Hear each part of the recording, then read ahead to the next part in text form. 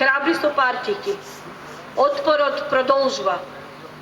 Дали силно одекна гласот на жените по повод последните случувања на тепање, влечење, газење и удирање пратеници и пратенички во највисокиот законодавен дом, Собранието на Република Македонија?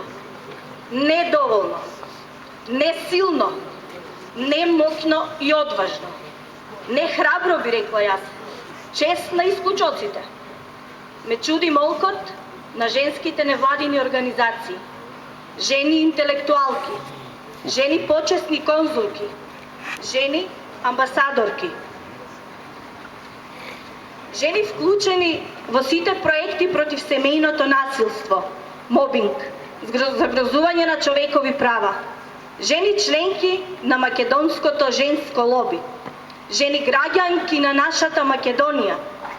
Жално и тажно за жената на 21 век да не умее да се издигне храбро и силно да проговори против неправдата.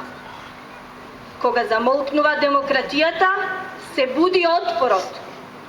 Со нас се денес многу слободоумни и праволюбиви кривопаланчани кои велат не на диктатурата на оваа власт. Со нас е денес Билјана Казанџиска, пратеничка која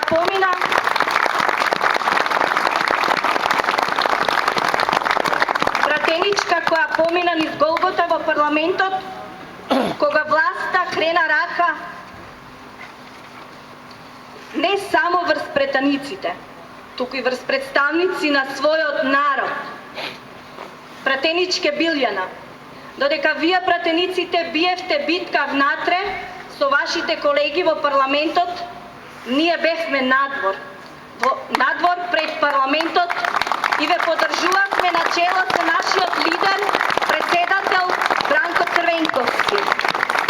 Бевте влечени, газени, малтретирани внатре.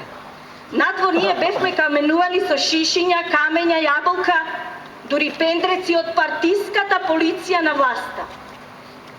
Да ја поздравиме пратеничката Билјана Казанџиска и да слушнеме како владеачката партија ја уви демократијата во Република Македонија. Повели.